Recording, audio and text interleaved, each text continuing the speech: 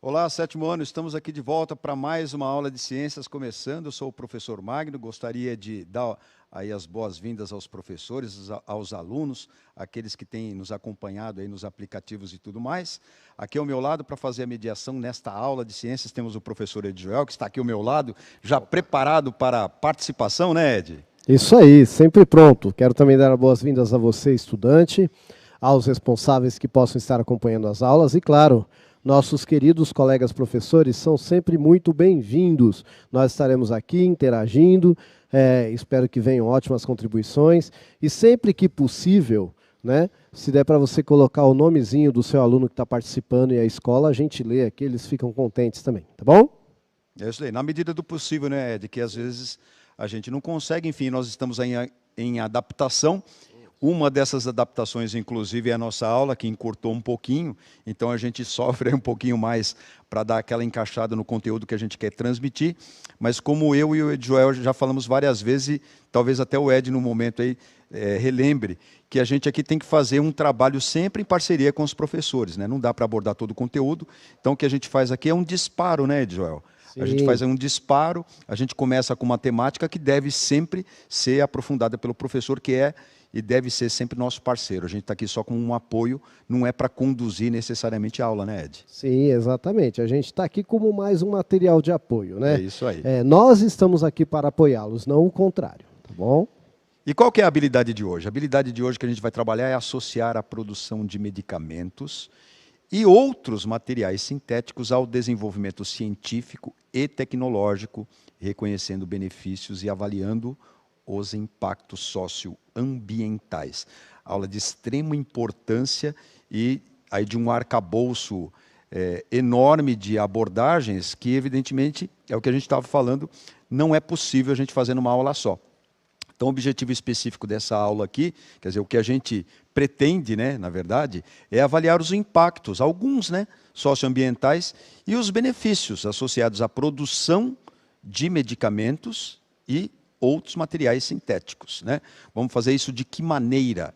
A gente vai formular hipóteses, selecionar algumas informações trazidas aqui, resolver algumas atividades interagindo no chat e interpretar relações de produção, que é uma novidadezinha aí que a gente tem tentado colocar na maioria das aulas de ciências, para a gente entender como essa coisa da produção, que está ligada às outras ciências, né, a geografia, a história, enfim, é um eixo muito importante para a gente, enquanto construção humana, e o entendimento tecnológico, né? A gente está imerso aí em condições extremas que depende absurdamente da tecnologia, e a tecnologia depende absurdamente da natureza. E aí é que vem o impacto ambiental no meio dessa história toda.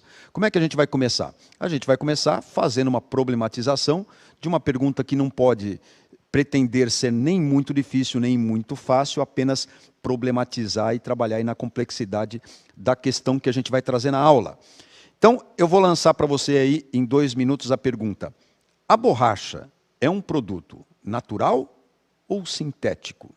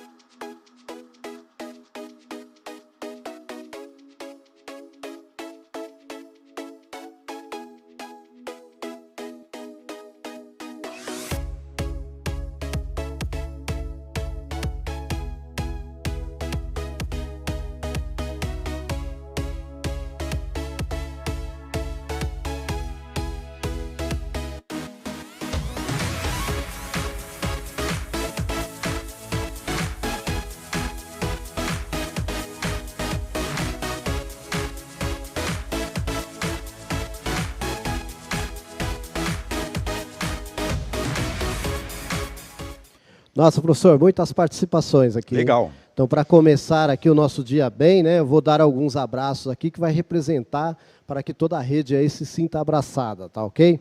Então, a Escola Estadual Adalberto Meca Sampaio, um abraço para todo mundo aí. O pessoal da Escola Carlos José Ribeiro, lá de Atibaia, sintam-se abraçados. Espera aí que meu negócio aqui me traiu agora. Vamos lá. Os alunos do 7º ano da Escola Euriclides Jesus Zerbini, também da João Rodrigues Bueno, as turmas 7º B e C, mas a turma do 7º A também, né? Por que não? E todos os outros 7º, sintam-se abraçados, tá bom? E todos os 7º que estão nos acompanhando aí, sintam-se abraçados. É isso aí. Muito bem. Então, olha só. Gente, agora eu preciso falar aqui, eu quero dar mais abraço, mas eu preciso falar o que o pessoal falou aqui, ó. Muita gente colocou aqui natural, professor. Então, eu vou ler alguns aqui, ó.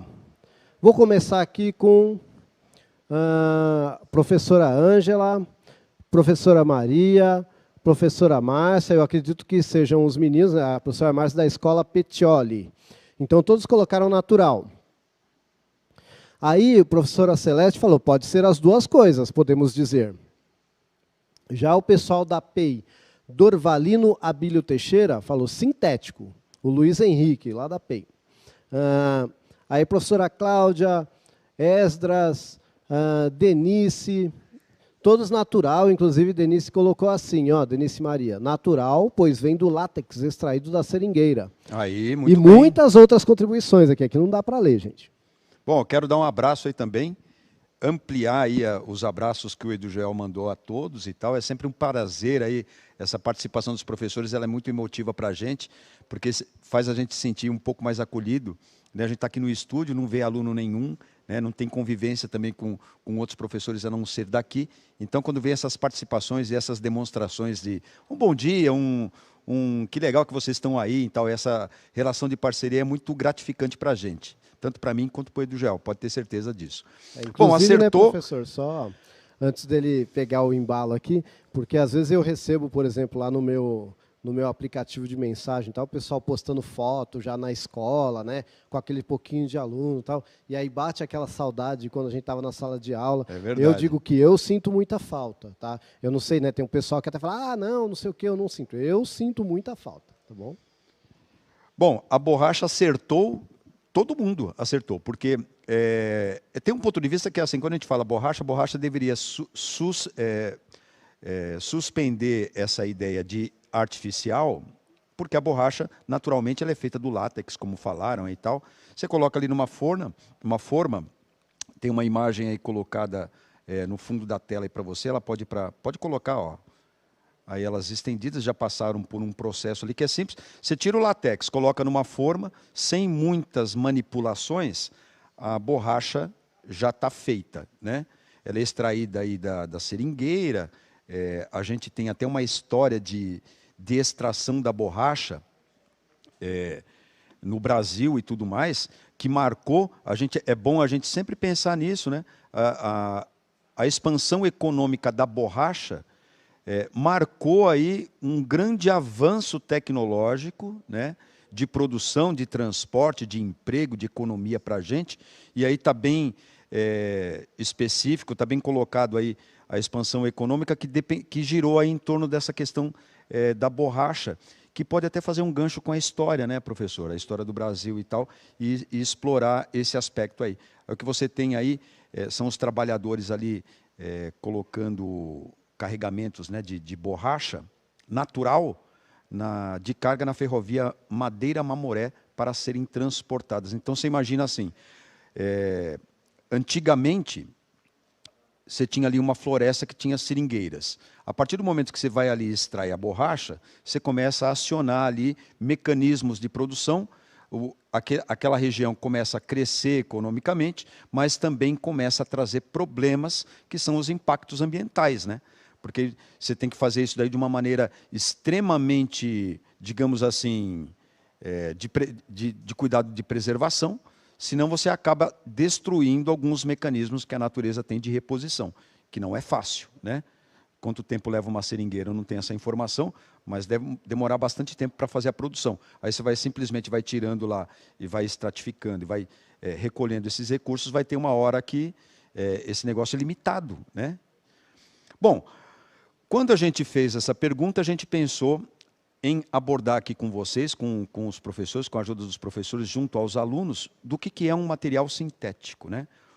A gente colocou aí um texto aí para ajudar nessa ideia do que é um produto sintético, que eu vou ler para você. É considerado um produto sintético aquele que é fabricado em laboratório, ou seja, ainda que tiver sido extraído da natureza, em princípio, passou a ser fabricado sem a necessidade de novas extrações. Ou a extração ela é bem reduzida para você tirar alguma coisa dali, e aí, a partir daquela coisa ali, você consegue uma produção em larga escala em laboratório. Logo, não mais extraído da natureza, pode ainda ser totalmente desenvolvido, como é o caso do nylon, que é uma sigla, né, para Nova York e Londres, né, um tecido sintético, o vidro e o plástico, que apesar de utilizarem matéria-prima da natureza, não são encontrados dessa forma. Ainda que algumas aparências se possam ali trazer alguma ideia do que é o material, digamos assim, a composição do material e as próprias propriedades desse material não tem mais nenhuma relação direta com o produto natural que você extraiu. Tudo bem? Então, material sintético é diferente do natural. Basicamente, o natural você vai lá, extrai da natureza, coloca em formas, coloca em pacotes, faz ali um processamento para poder durar um pouquinho mais, para aumentar a durabilidade, mas não tem nenhum desses processos industriais que envolvem reações químicas. Por exemplo, eu trouxe aí um exemplo que ele é um exemplo emprestado de algumas aulas que a gente já falou aqui. O Ed Joel, que na verdade eu acho que teve essa ideia aí de trazer essa, né, Ed? Sim, que é um excelente exemplo, né, Ed? Fala a verdade. O salgueiro chorão, que é uma árvore muito conhecida, ela habita aí vários parques, várias regiões arborizadas de São Paulo, da capital e também do interior. É uma árvore bonita, que tem até esse nome salgueiro chorão, porque as folhas caem e tudo mais. O salgueiro chorão possui naturalmente o ácido salicílico. A indústria, a partir dessa substância, quer dizer, do salgueiro chorão, quer dizer, alguém ali deve ter descoberto que isso daí tem algumas propriedades que traziam algum conforto ao homem em dor, enfim, e a indústria, a partir dessa substância, né, extraída do salgueiro chorão, criou o ácido acetil salicílico. Olha só, que exemplo sensacional. E tem mais, né? Tem muito mais. Esse daí, ele só coloca a gente na ideia de que a extração natural, passando por alguns processos, pode dar origem a um outro tipo de material, que tem inclusive uma outra forma. E aí a gente pergunta para você nessa interação pelo chat, a segunda nossa do dia, já para puxar aí a participação do meu grande parceiro aqui, professor Edjoel. Você sabe qual é a relação entre plástico e o petróleo? Vamos deixar 2 minutos para você responder a esse grande problema nosso e chamar já a interação para o professor Edjoel. Pode ser? 2 minutinhos então.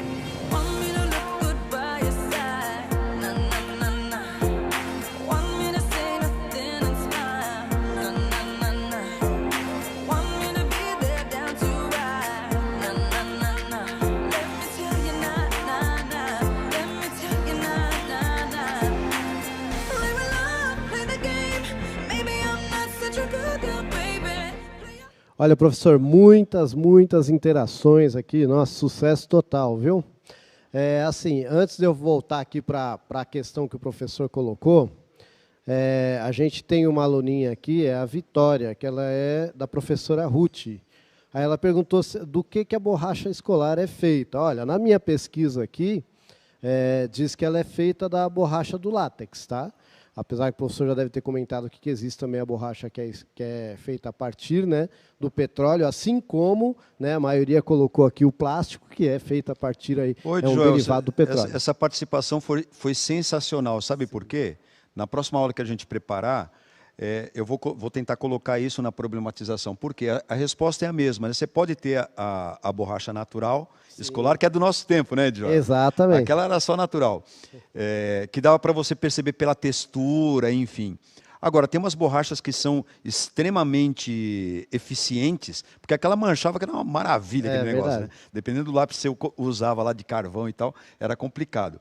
Mas agora você tem umas borrachas que são brancas, que são a partir de um material plástico sintético, que são, inclusive, mais eficientes para apagar do que as nossas antigamente. Então é uma comparação bacana. Já é derivada do petróleo, né? Aí já é derivado do petróleo. Agradeço imensamente aí essa participação, que já vai até alterar da próxima vez que a gente preparar essa aula. Sim, já vamos dar sempre. Uma outra A nossa encorpada. aula aqui, gente, é uma construção coletiva. A gente sempre fala muito, isso. Olha. Né? Nós aqui não somos os donos da verdade. A gente faz parte desse processo aí, né? Então, ó, o pessoal da Escola Massude falou que o plástico vem do petróleo. Quem mais aqui? Ó? A professora Cleonice, a aluna Yasmin, da professora Magali, Pro Maria, os alunos responderam que o plástico vem do petróleo. Todos esses que eu vou falar aqui, ó, falaram que o plástico veio do petróleo. Mas que maravilha, Joel. Tem um monte de aluno participando. A aluna Yasmin. Muito bem, legal mesmo. Hilda Bezerra. Aí, ó, professora Isabela também, que os alunos lá da PEI, senador José Hermílio de Moraes, responderam petróleo, somente petróleo. O plástico é derivado, feito do petróleo. Foi a Giovana, que é aluna da professora Rosângela. Gente, muita gente aqui, infelizmente, não dá para ler, dá vontade de ler todo mundo, pena, né? Mas não dá. Puxa vida, mas a gente agradece a participação imensamente, né, Joel? Sempre. Bom, a gente não tem a pretensão aqui de aprofundamento muito grande. Vamos mostrar essa imagem aí que pode ajudar no raciocínio, né? A gente tem o petróleo que é extraído, aí tem uma plataforma marítima, né, de extração do petróleo e tal, que extrai ali de altas profundidades e tudo mais, e evidentemente o petróleo não se parece em nada com a tampa e nem com a garrafa que está aí do lado esquerdo, né? Mas adivinhe, o petróleo sofre algumas transformações químicas, chamadas reações químicas da ordem molecular, tem a ver com monômeros e polímeros. O plástico é um polímero, quer dizer, eu vou repetindo a molécula, todas iguaizinhas e tal, fazendo uma replicação, né? Fazendo um clonezinho ali, digamos assim, e aí eu consigo fazer composições sensacionais, o que seria do meu mundo se eu não tivesse aí o advento do plástico, né? Eu tenho certeza que, se você der uma olhadinha aí na sua casa, dá uma olhadinha em volta, você vai encontrar vários objetos que são produzidos, que são feitos, são manufaturados com petróleo, né? Que são os plásticos, né?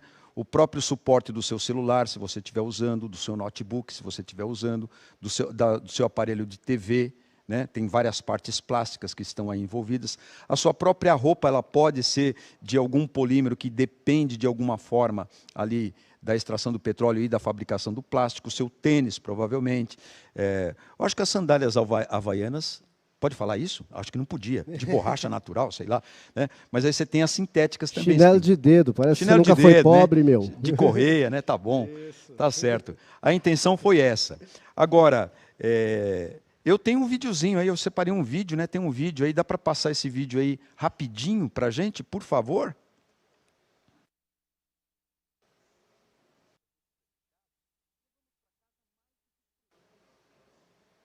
Quem sempre acaba indo com a gente? A sacola plástica descartável.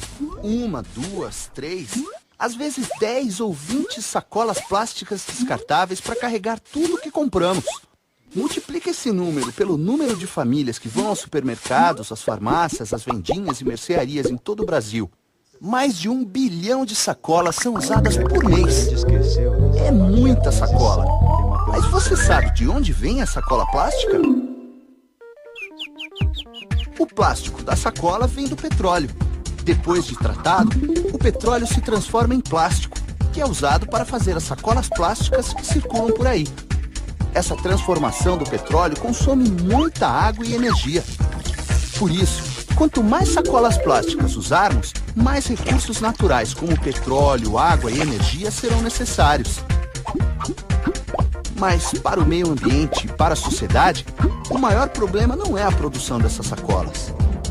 Há 2 grandes problemas. O primeiro é o consumo exagerado de sacolas plásticas descartáveis, que provoca o consumo de uma enorme quantidade de recursos da natureza. O segundo é a forma inadequada como as sacolas são descartadas. Você já pensou para onde vai a sacola plástica descartável? Como elas são descartáveis, muita gente acaba jogando em qualquer lugar. Com isso, elas deixam as cidades, as florestas e os mares mais sujos. Elas entopem bueiros, contribuindo para gerar as enchentes, além de causarem a morte de animais, como as tartarugas marinhas, que engolem a sacola pensando que é alimento. Então, como achar uma saída para tudo isso? Em primeiro lugar, pense se você realmente precisa usar as sacolas plásticas descartáveis. Sempre que der, recuse receber essas sacolas e diga aos seus pais para, quando forem às compras, levarem uma sacola que dê para usar de novo. Sabe, aquelas sacolas de pano, de plástico não descartável, que podem ser usadas muitas vezes. E fale também para os seus amigos usarem essas sacolas retornáveis. Outra dica é levar as compras para casa em caixas de papelão. Mas e quando não tem jeito de recusar a sacola plástica descartável? A dica é reduzir. Usar o mínimo que der e aproveitar ao máximo, colocando vários objetos dentro de cada uma delas. Não precisa colocar uma sacola dentro de outra sacola. Com a sacola em casa, depois das compras, é possível reutilizá-la para outras coisas. E se não tiver mesmo o que fazer, o melhor é enviar a sacola para a reciclagem. Assim, ela pode se transformar novamente em matéria-prima que vai ser usada em outros produtos. Isso é consumo consciente. É o consumo que procura não desperdiçar e busca ter, sempre que possível, consequências positivas para cada um e para todos nós. E sabe como você pode entrar nessa e construir um futuro melhor? Conte essa ideia para os seus amigos. Ajude a trazer mais gente para a turma dos consumidores conscientes.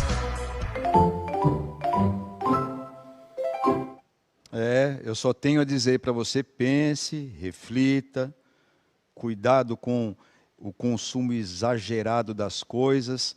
A aula vai acabando com essa grande lição que com certeza dá para usar muitas outras aulas e pelos professores também. É essa que é a nossa, digamos assim, contribuição que nós procuramos trazer hoje aqui. Vamos fazer a sistematização então. Nós vimos aí que materiais sintéticos são modificados pelo homem, mas para poderem ser utilizados e não são usados na forma que são extraídos diretamente da natureza. Já os materiais naturais podem ser de origem animal, vegetal, mineral, podendo ser utilizados pelo homem, tal como a natureza os oferecem. A busca por matéria-prima e a produção de materiais sintéticos pode e geram impactos ambientais. Então, de novo, pense, reflita, vamos fazer o uso consciente das coisas. Eu vou ficando por aqui. Mas eu acho que é uma boa a gente falar tchau e também mandar os abraços aí, né, Edson? Vamos mandar uns abraços temos um aí. monte de abraço aqui, ó.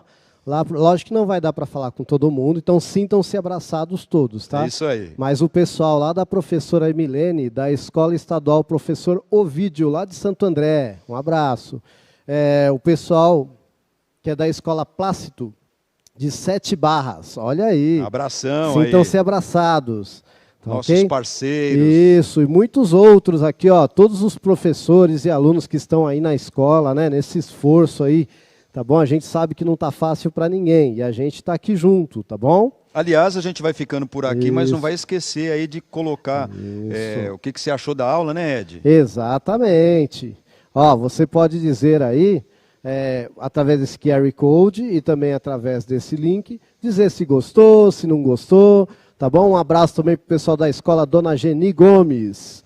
E muitos outros abraços. É isso aí. Eu não sei você, mas a gente aqui agradece de coração a colaboração de vocês já pelo chat, a gente já vê que vocês são gente boa. Só gente boa, né, Joel? Isso, ainda bem, né? É, tudo gente fina, meu.